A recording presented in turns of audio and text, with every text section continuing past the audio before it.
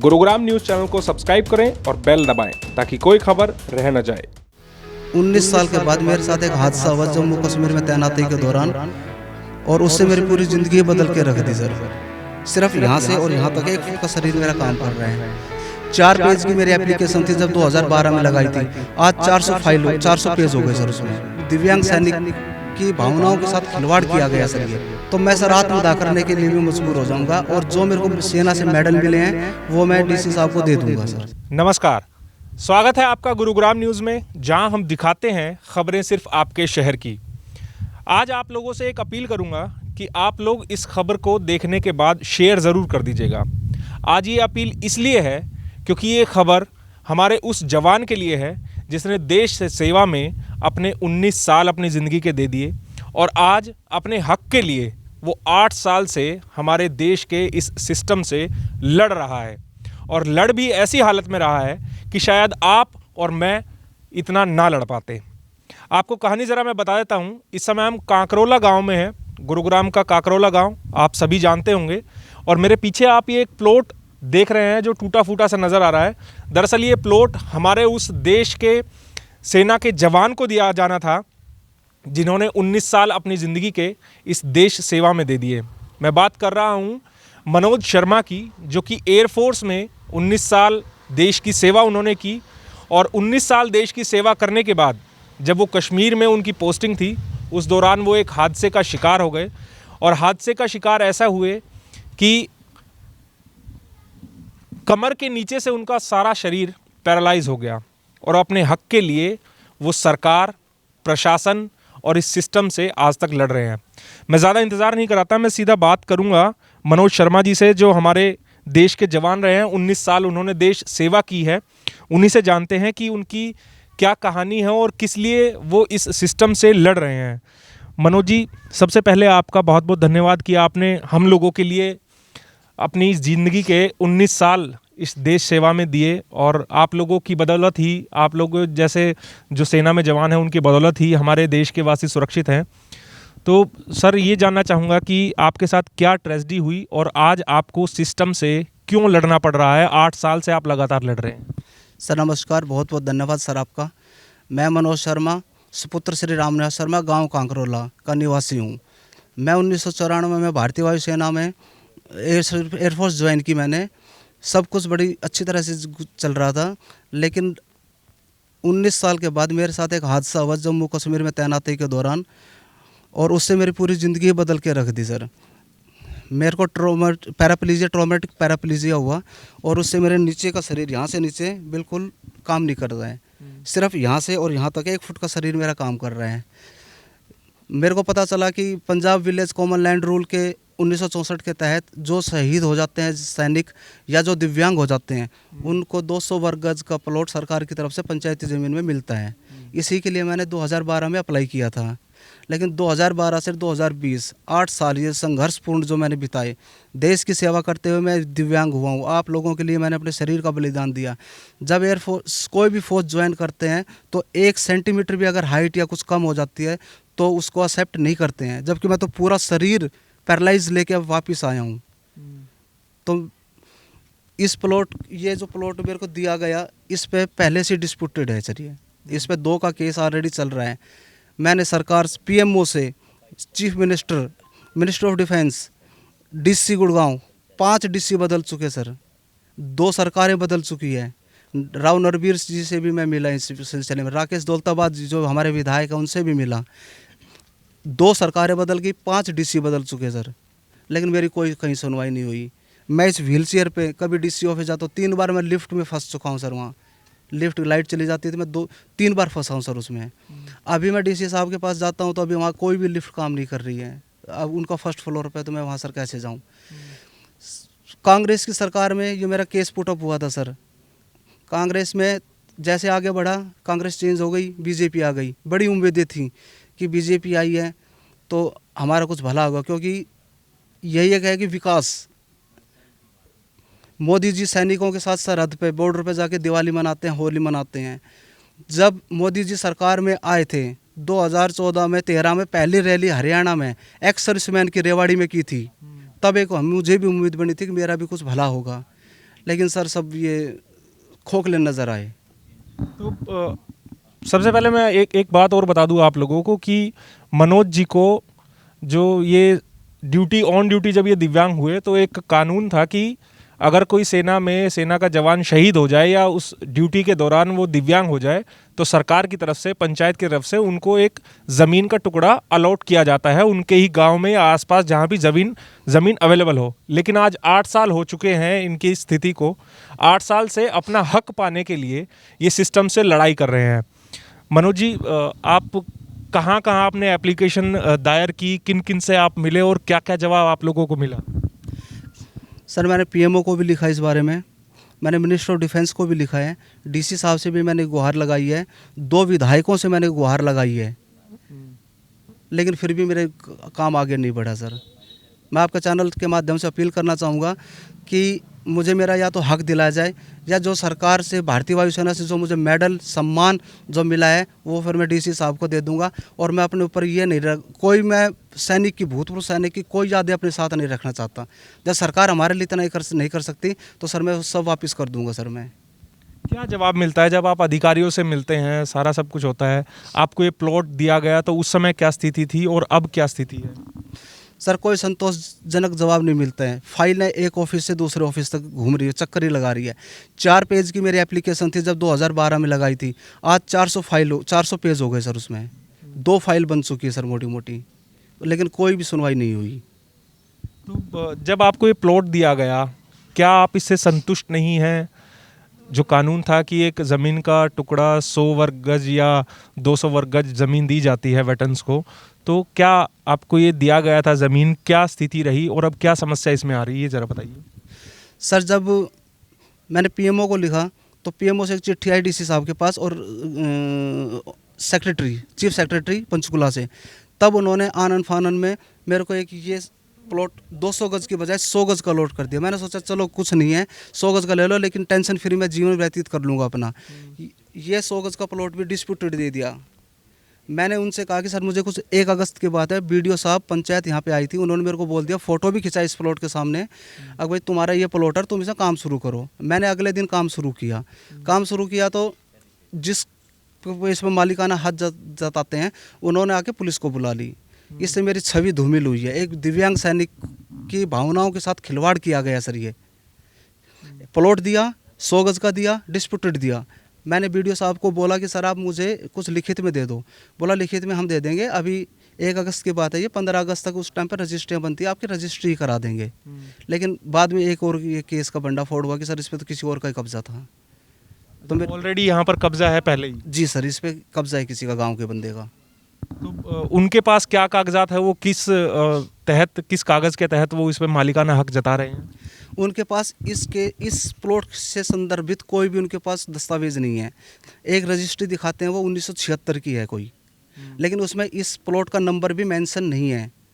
और उसमें क्लियरली लिखा हुआ कि अगर 1 साल तक आप इस पर अपना कंस्ट्रक्शन का कार्य कर लेते हैं, मकान बना लेते हैं, तो ये आपके पास रहेगा, अन्यथा ये सरकार को वापस चला जाएगा, पंचायत को।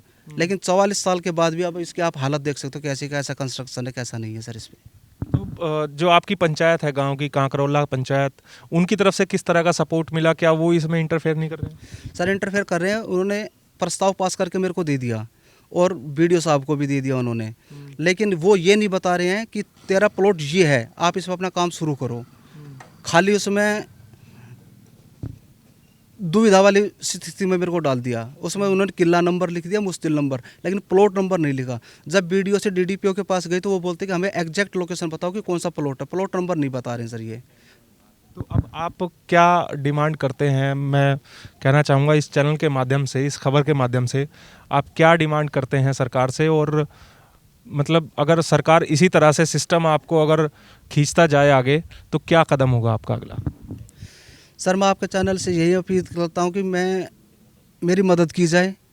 सरकार प्रशासन के चक्कर लगा लगा के मैं थक चुका हूँ, और अगर मेरी कहीं सुनवाई नहीं होगी तो मैं सर आत्मदाह करने के लिए भी मजबूर हो जाऊँगा, और जो मेरे को सेना से मेडल मिले हैं वो मैं डीसी साहब को दे दूँगा सर। हमारी कोशिश रहेगी कि ये जो खबर है इसको आप लोग शेयर ज़रूर कीजिएगा, ताकि ये खबर संबंधित अधिकारियों तक, उस सिस्टम तक पहुंच पाए जिस सिस्टम ने इतने साल लगा दिए, इतना समय लगा दिया, एक वेटरन जो कि दिव्यांग हो गए थे ऑन ड्यूटी, और उनको अभी तक उनका हक नहीं दिया जा रहा है। कांकरोला गांव के कुछ मौजूद लोग भी यहाँ पर मौजूद हैं जो आए हैं मनोज शर्मा जी के लिए, और उनसे ज़रा पूछ लेते हैं कि किस तरह का सर क्या सिस्टम रहा यहाँ पे। नमस्कार, ये क्या सिस्टम रहा मनोज जी के साथ जो हो रहा है? तो गांव से सुमेर सिंह, इसी गांव का रहने वाला हूँ। मनोज पंडित जी के साथ बड़ा अन्याय हो रहा है। ये सेना में रहते हुए दिव्यांग हो गए और उन्होंने इस अवस्था में अपनी 8 साल इसके लिए संघर्ष करा, और इस दौरान 5 कलेक्टर बदल चुके गुड़गांव से। और जब पंचायत ये विवादित प्लाट क्यों दे रही है और दे भी नहीं रही, जब हमारे पास ज़मीन पड़ी है, जब हम 46 एकड़ ज़मीन यूनिवर्सिटी को दे सकते हैं। एक पंडित जी हमारे गांव के दिव्यांग, उनको हम 500 गज का प्लाट नहीं दे पा रहे, हमें बड़े शर्म की बात है। इनको तुरंत, बल्कि कलेक्टर या कहीं पीएमओ या राष्ट्रपति या सेना के उसमें ना जाके खुद पंचायत ने 500 गज का प्लाट इनको दे देना चाहिए तुरंत। इनके साथ बहुत अन्याय हो रहा है, और इस बात को अगर गुड़गांव न्यूज़ हमारी बात को आगे ले जाते हैं तो इसके लिए हम बहुत आभारी हैं। इनको तुरंत प्रभाव से पंचायत नहीं दे देना चाहिए, किसी प्रशासन के पास नहीं जाना चाहिए। 46 एकड़ ज़मीन यूनिवर्सिटी को एक रेजोल्यूशन से दे सकते हैं, क्या 500 गज एक अपने गांव के पंडित को, दिव्यांग को नहीं दे सकते? हम बड़ी शर्म की बात है। क्या लगता है आपको कि पंचायत ने अभी तक ये कदम क्यों नहीं उठाया? क्यों उनको एक प्लॉट नहीं दिया गया? पंचायत की समझ नहीं आई क्यों इतना विवादित हुआ, क्यों इस मनोज शर्मा ने इतना घूमना पड़ा। 5 कलेक्टरों के 8 साल संघर्ष, उसी दिन दे देना चाहिए था। हमारे पास बहुत पंचायत की ज़मीन है और दलित कॉलोनी बस रही है, तो इनको भी एक प्लाट, पंडित जी को एक ही तो हमारे गांव में दिव्यांग हो यार, इनको 500 गज के प्लाट देने में हमें क्या एतराज़? नहीं होना चाहिए। बड़े शर्म की बात है पंचायत के लिए। हमारे साथ इस गांव के सरपंच फकीर चंद भी हैं, उनसे जानते हैं कि आखिरकार जो प्लॉट दिया गया है मनोज शर्मा को, वो विवादित प्लॉट क्यों दिया गया या किसकी क्या कमी रही, उसके बारे में जान लेते हैं। फकीर चंद जी वेटन हैं गांव के मनोज शर्मा जी, और देश सेवा की है 19 साल तक इन्होंने, तो इनको जो प्लॉट दिया गया बताया जा रहा है कि विवादित है। वो बिल्कुल विवादित जी, उसमें 2 पार्टी का आपस में झगड़ा है। अच्छा। एक SC क्लास से, एक BC क्लास से। लेकिन ना ही मैंने वो प्लाट दिया, ना ही मुझे पता था। समाज के यहाँ 2-4 आदमी मेंबर भी आया है कि अपने गांव के चेयरमैन थे, 2 मेंबर थे, उन्होंने कहा भाई ये प्लॉट उनको दे दो। ठीक है। और BDO साहब भी आए थे, सेक्रेटरी साहब भी आए थे। बोले भाई झगड़ा, इन पर झगड़ा आपस में सीट नहीं फूटेगा, ये प्लाट इनको दे देते हैं। जो प्लाट दे दिया इनको, हमने कोई रजिस्ट्री नहीं कराई, फॉर्मली कहा था BDO साहब ने अब ये इनको दे दो। यहाँ करने लगे आके, पंडित जी ने कुछ किया पेड़ उड़ के बारे में, तो यहाँ का झगड़ा हो गया। उन्होंने मेरे खिलाफ एप्लीकेशन दे दी कि भाई सरपंच ने हमारा जो है प्लॉट बेच दिया पंडित जी को, जबकि इसमें मेरा कोई रोल ही नहीं है। BDO साहब यहाँ आए थे, उन्होंने कहा था अभी ये इनको दे दो, झगड़ा नहीं रहेगा। मनोज जी देश सेवा के लिए सेना में गए, एयरफोर्स में गए, तो आप लोगों ने कोई कोशिश की एज अ सरपंच होने के नाते कि आप सरपंच है गांव के, अब वो अपाहिज हो गए, 8 साल से वो सरकारी दफ्तरों के चक्कर काट रहे हैं, तो कभी कोशिश की आप लोगों ने कि उनको एक ऐसा प्लॉट दिया जाए जो उनका हक बनता है? 2017-18 की बात है, कुछ ध्यान ना आ रहा मेरे को। अपने उपायुक्त महोदय जी आए थे गुड़गांव, यहाँ गाँव में खुला दरबार लगाया था। उस टाइम भी ये कहा था, मैं कहा जी मुझे कोई इतराज़ नहीं है, अगर पंचायत एग्री होती है तो पंडित जी प्लाट दे दी जाए।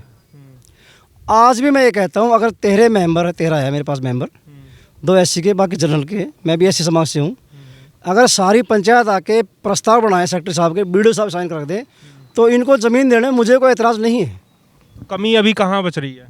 भाई पंचायत अगर चाहे तो, मैं अकेला बंदा हूँ, मुझे इस साइज़ का वो नहीं है, और ज़मीन के बारे में इतनी ज़्यादा नॉलेज नहीं है। मैं कोई जमींदार का बेटा तो मैं हूँ नहीं, यहाँ पे SC क्लास से हूँ। तो आए समाज, आए गांव के लोग, आए पंचायत मेंबर, आए लंबड़दार, आए चौकीदार, आए, यहाँ के प्लॉट इनको दे दो जहाँ जगह दिखती हो, मुझे देने में कोई एतराज़ नहीं है। इनका रेगुलेशन बनाया था एक बार 2 साल पहले, उस प्लॉट में भी लोग बसे हुए हैं। ये कॉलोनी पुराने अपने सरपंच साहब थे, उन्होंने काटी थी, 1992 की बात है, तब से लोग यहाँ रह रहे हैं। अब किसी एक घर को उजाड़ के दूसरे घर को मैं वहाँ नहीं बसा सकता। सरपंच साहब का ये कहना है कि उन्हें कोई एतराज़ नहीं है, अगर पूरी पंचायत चाहे तो मनोज शर्मा जी को एक अविवादित प्लाट दिया जा सकता है। एक और प्लॉट की स्थिति भी आप लोगों को दिखाता हूं कि हमारा सिस्टम कितना लाचार हो चुका है कि एक सैनिक जिन्होंने अपना आधे से ज़्यादा जीवन सेना में गुजार दिया और देश सेवा करते हुए उनका 75% शरीर पैरालाइज्ड हो गया। अब वो ऐसी जीवन व्यतीत कर रहे हैं, लेकिन फिर भी हमारा सिस्टम या सरकार, ये कहें कि कांग्रेस सरकार में ये सिलसिला शुरू हुआ और बीजेपी की भी अब दूसरा टर्म बीजेपी का चल रहा है, लेकिन अभी तक इन वेटरन की कोई सुध नहीं ली गई है। 8 साल से ये सिस्टम से लड़ रहे हैं, कोशिश कर रहे हैं कि किसी तरह इनको अपना हक मिल जाए। और जब हक मिलने की बात आई तो इसी साल 1 अगस्त को इनको ये प्लॉट दे दिया गया। लेकिन जब इन्होंने इस प्लॉट पर काम करना शुरू किया तो पता चला कि ऑलरेडी इस पर 2 और गांव के जो लोग हैं वो अपना कब्ज़ा बता रहे हैं कि ये प्लॉट उनके नाम है, हालांकि उनके पास भी कोई दस्तावेज नहीं है। एक बार मैं आपको यहाँ जो 4 दीवारी है उसमें जो दरवाज़ा लगा है वो भी आप लोगों को दिखाता हूँ। देखिए उस पर 2 ताले लगे हैं। दरअसल ये नीचे वाला जो ताला है ये जो वेटरन मनोज शर्मा है ये उन्होंने लगाया था, और जो इस पर दावा कर रहे हैं गांव के और लोग कि ये प्लॉट उनका है, उन्होंने अपना दूसरा ताला इस पर लगा दिया ताकि मनोज शर्मा इसके अंदर ना जा सके। अब मजबूर है मनोज शर्मा और ये कह रहे हैं कि अगर सरकार या प्रशासन उनकी बात नहीं मानता है और उनका हक नहीं मिलता है तो वो आत्मदाह कर लेंगे। एक सवाल छोटा सा ये है कि हम राष्ट्रभक्ति की बात करते हैं, हम देशभक्ति की बात करते हैं, लेकिन हमारे देश सेवा करने वाले जवान जिनकी बदौलत आज पूरा देश सुरक्षित है, हम अंदाज़ा भी नहीं लगा सकते कि किन स्थिति में, किन परिस्थिति में बॉर्डर्स पर हमारे देश के जवान रहते हैं, हमारी सुरक्षा करते हैं। और जब वो वेटर्न हो जाते हैं, उनके साथ हादसा हो जाता है या कोई शहीद हो जाता है तो उनके परिवार वालों का क्या हाल होता होगा। ये सिर्फ एक उदाहरण है छोटा सा, ना जाने हमारे देश में ऐसे कितने सैकड़ों के जवान होंगे जिनके परिवार ऐसी परिस्थितियों से गुजर रहे होंगे।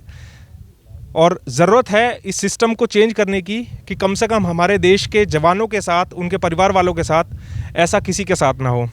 मेरी आप लोगों से अपील है कि आप इस वीडियो को ज़्यादा से ज़्यादा शेयर कीजिएगा और कोशिश कीजिएगा कि इस वीडियो के माध्यम से मनोज शर्मा जी को उनका हक मिल सके।